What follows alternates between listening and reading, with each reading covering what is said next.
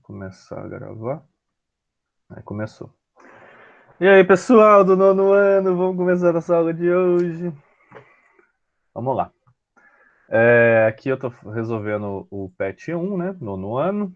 E vamos para a terceira semana.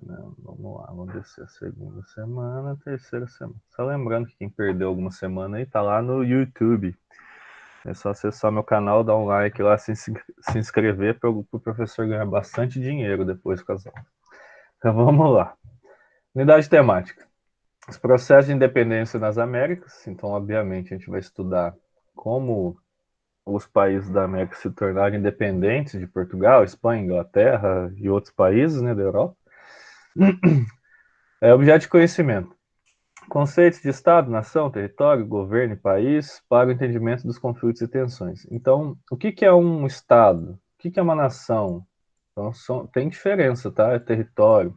Então, o que acontece? Um país, ele não é só formado pela linha que delimita esse país. Por exemplo, daqui para cá é o Paraguai, daqui para cá é a Argentina. Não é isso. Então, essa linha que a gente vê nos mapinhas aí não define um país, tá?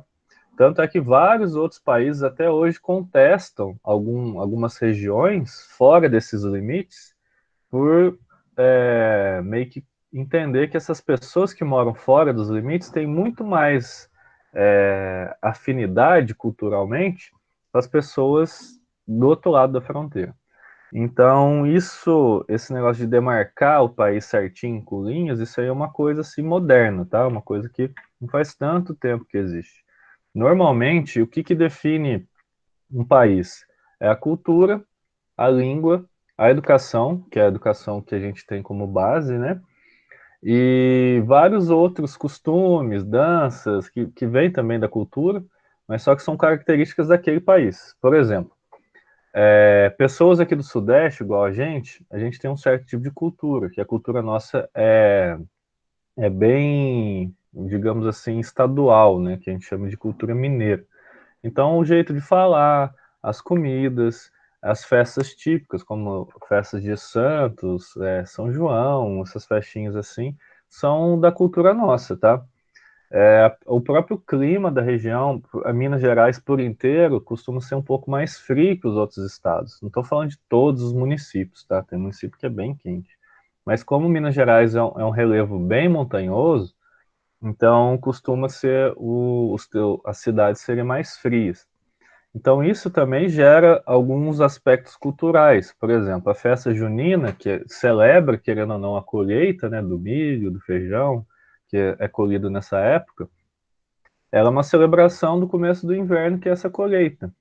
Então, por isso que a gente celebra ele normalmente no meio do ano, certo? Então, é uma coisa nossa. Professor, mas é só de Minas Gerais? Não, o Nordeste também, outros territórios também fazem essa celebração. Só que o nosso, às vezes, é mais tradicional em alguns requisitos, algumas comidas típicas, etc. Então, o conceito de Estado, nação, de território são diferentes, tá? Daí eu vou explicar melhor para os exercícios. Conteúdos relacionados. Colonização europeia na América, processo de independência da América. Então, a gente vai estudar tanto a parte de colonização, então os portugueses, espanhóis, franceses, ingleses e tudo mais, como que eles fizeram o processo de colonização? Eles escravizavam as pessoas, eles escravizavam os indígenas que estavam aqui, como que funcionava o processo de retirada do ouro daqui, das riquezas e tudo mais. Então, isso tudo faz parte da colonização. E o processo de independência é quando esses países se tornaram independentes da metrópole, independentes desses países que estavam retirando as riquezas nossas. Por exemplo, o Brasil foi independente de Portugal em 1822. E quando que a gente comemora isso? 7 de setembro, que é dia da independência, certo? Precisa decorar? Não, não precisa decorar isso. Só precisa compreender o período, que eu vou falar depois. Interdisciplinaridade. Quando aparece isso, são as matérias que vocês podem vir, por exemplo, a falar sobre esse assunto de independência, de colonização. Geografia costuma falar bastante das sociedades, as primeiras cidades do país, a região do Ouro, que é a região onde a gente mora atualmente, né? Mariana, Ouro Preto, tudo mais. Sociologia pode falar também sobre a questão da escravidão, a gente pensar a questão da escravidão nos dias atuais. os resquícios dela, né, que ainda a gente encontra, que é o preconceito, a segregação e entre outros fatores. E o ensino religioso também deve falar um pouco sobre a parte de que os padres jesuítas vieram catequizar os indígenas, então tudo isso entra como colonização também, tá? Então qual que é o tema aqui, ó? Independência da América Latina. A América Latina, para quem não sabe, são todos os países abaixo dos Estados Unidos no mapa, tá? Então, para ficar claro, vou colocar aqui mapa América, só para deixar bem claro para vocês o que é. A América Latina é isso aqui, ó. Você vê o mapinha aqui, ó, do México para baixo. Tudo é América Latina, tá? Ah, professor, mas por que chama América Latina? Porque todos esses povos aqui embaixo, exceto tipo, um ou outro ali, como a Guiana Francesa, Suriname e tal, mas boa parte desses países, eles falam ou espanhol ou português, certo? Então, essas duas línguas a gente chama de línguas latinas, porque elas foram derivadas do latim, que é uma língua já extinta que somente o Vaticano, né, que é o país lá, o menor país do mundo, que fica dentro da Itália, onde o presidente dele é o Papa, eles ainda usam o latim como língua para fazer alguns recados, para enviar algumas cartas e tudo mais. Então, a Igreja Católica é a única que ainda usa o latim como forma de comunicação, tá? Não existe país de língua latina hoje em dia, já foram-se todos. Então, acabou que essas línguas, italiano, francês, o português, o espanhol, são línguas de origem latinas, tá? Então, vamos lá. Deixa eu pegar o negócio aqui que eu tô meio cego. Recapitulando. Bloqueio continental, 1806. Decretado pela França, proibia os países europeus de abrirem seus portos ao comércio inglês. Professor, o que é isso? Isso aqui foi quando Napoleão começou a invadir os outros países após a Revolução Francesa, tá? Então, o que ele fez? Ele bloqueou todos os países da Europa e não permitiu mais que eles fizessem comércio com a Inglaterra, porque a Inglaterra foi o único país que ainda conseguiu resistir às tropas de Napoleão, certo? Então, isso aqui a gente vai estudar mais quando a gente estudar bem a parte da Revolução Francesa, tá? A Revolução Francesa também é importante para a gente entender a independência dos países. Então, lá. A Espanha não aceita e, por isso, é invadida em 1808. O rei Fernando VII é deposto e é colocado no poder o irmão de Napoleão, Dom José. Então, por exemplo, a Espanha não aceita a dominação francesa. O que o Napoleão faz? Coloca o irmão dele para ser o rei da Espanha. Então você vê que vários países foram sendo invadidos e trocados os reis, né? De acordo com o que Napoleão quisesse. As colônias espanholas resistiram à ocupação francesa, com apoio da Inglaterra e da elite crioula, descendentes de espanhóis nascidos na América. Crioulo, tá? É uma palavrinha que às vezes a gente assimila muito com as pessoas de pele negra, né? Então, o que acontece? Crioulo, na verdade, são espanhóis, só que nascidos na América. Então, eles têm pai e mãe espanhol, ou um pai ou a mãe espanhol, mas só que eles foram nascidos na América. Eles são denominados crioulos, tá? E com dois L's mesmo assim, tá? Porque em espanhol você fala criolia. Esses dois L's têm o som de LH. Em várias cidades passou-se a defender a ideia de ruptura definitiva com a metrópole. Então eles já queriam ser independentes de Portugal ou da França e tudo mais.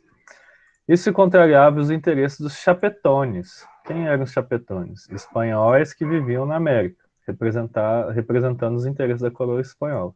Então os chapetones eram quem? Os espanhóis que já viviam aqui, entendeu? Que saíram lá da Espanha e vieram para cá. Os crioulos, eles eram filhos desses espanhóis, certo? Eles eram chamados de crioulos. Emancipação das colônias. Ao criar universidades e liberar o comércio nas colônias, o rei Carlos III, isso aqui é quando ele nasceu e quando ele morreu, estimulou seu desenvolvimento, assim como o anseio de libertação, surgimento do sentimento de nacionalismo. Esse surgimento do sentimento de nacionalismo, o que quer dizer isso? Por exemplo, se você. É a mesma coisa da escola sua participar do GENG e sei lá torcer. Você vai torcer para o time de outra escola? Provavelmente não, né? Você vai torcer para o time da sua escola. Então, o que acontece? O sentimento de pertencimento, que no caso para um país a gente chama de nacionalismo, é quando você se identifica com alguma coisa. Por exemplo, eu me identifico com a escola, eu trabalho lá, eu gosto dos meus alunos, eu quero que eles ganhem. Então, não tem como eu torcer para outro time, eu vou torcer para o time da escola. Da mesma forma que são seus colegas que estão jogando. Por mais que você não goste de um ou outro ali, pode ser que aconteça, mas você quer que o seu time ganhe, certo? Então, esse pertencimento, esse nacionalismo, é quando você gosta do seu país, você gosta dos costumes, gosta das pessoas, então você sente vontade de defender o seu país. E nessa época era muito importante para você formar um país, né? Para você ter a mesma língua, a mesma cultura e aquilo lá que eu já tinha falado.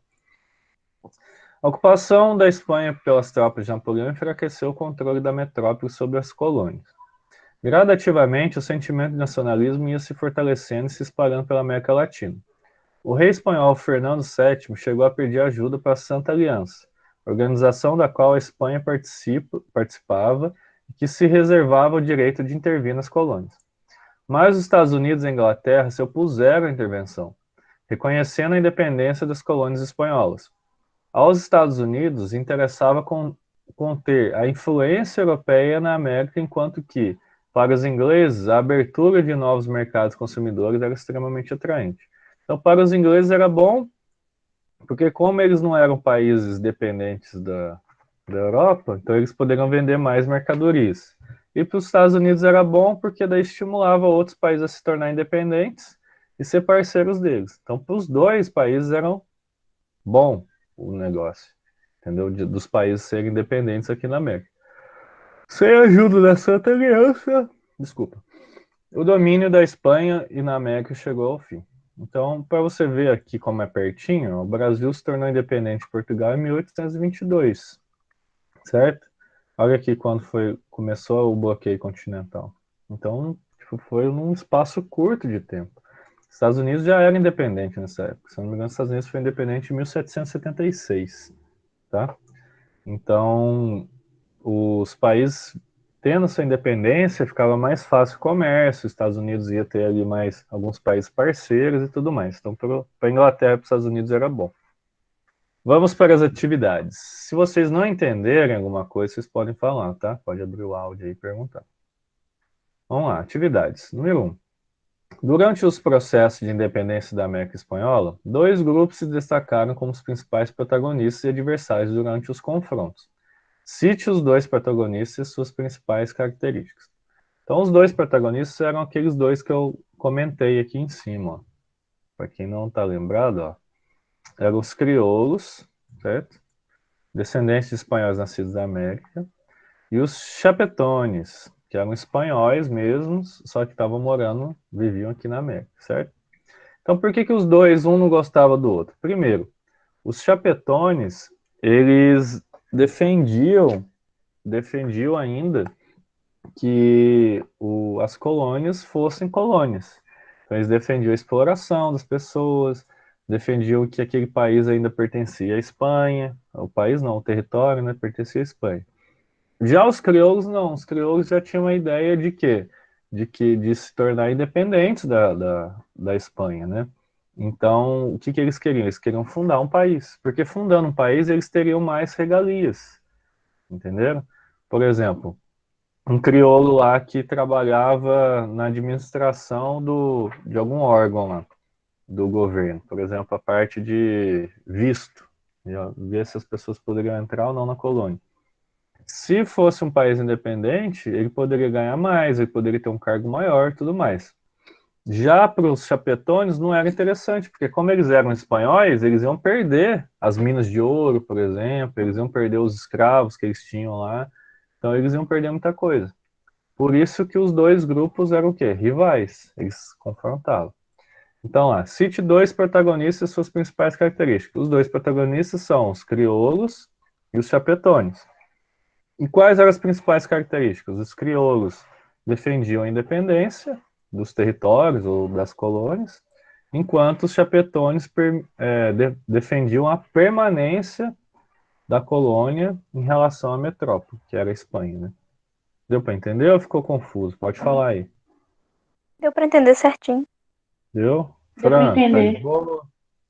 Deu para entender. Samira, pessoal, não sei mais quem tá na aula, pode falar aí. Então são esses dois grupos, certo? Depois eu vou ver se eu baixo o patch no, no PDF, que daí dá para escrever também aqui, ó. Assim não dá para escrever. Vamos lá. 2. Crioulos e chapetones eram respectivamente. Então os crioulos aqui quem eram? Os espanhóis, os naturais da América, os mestiços, os representantes da coroa espanhola. E os chapetones? Eram os mestiços, eram os espanhóis, eram os precursores da independência ou os grandes comerciantes? E aí? Qual que vocês acham que está certo? Letra Mestiço, tá, B? gente? Isso.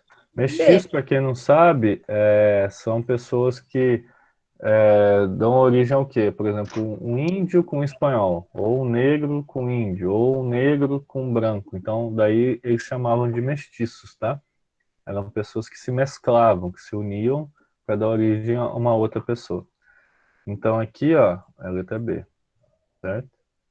Os crioulos eram os naturais da América, nascidos aqui, né? E os chapetões eram os espanhóis, isso mesmo. Certinho.